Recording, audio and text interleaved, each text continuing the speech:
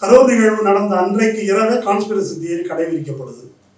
அந்த கான்ஸ்பிரசி தியரியை வழிமொழிந்தது பிஜேபி. அதை மறந்துடக்கூடாது. நயினார் நாகேந்திரன் கடைசி வரைக்கும் அதை பேசிட்டு இருந்தார். அமித்ஷாவோட ஒரு கூட்டம் வரைக்கும் திரும்ப திரும்ப செந்தில் பாலாஜின்னு சொல்லிட்டு இருந்தார் நயினார் நாகேந்திரன். அது உடனே கமிஷன் வருது.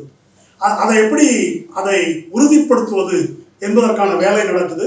இது அனைத்தையும் விட ஒரு தீர்மானமான ஆதாரம் உச்சநீதிமன்றம் சிபிஐ விசாரணைக்கு உத்தரவிட்டது. அப்பட்டமான முறைகேடான தீர்ப்பு. அந்த தீர்ப்பு டிசைன் பை டிசைன் அப்படிதான் அது வந்தது.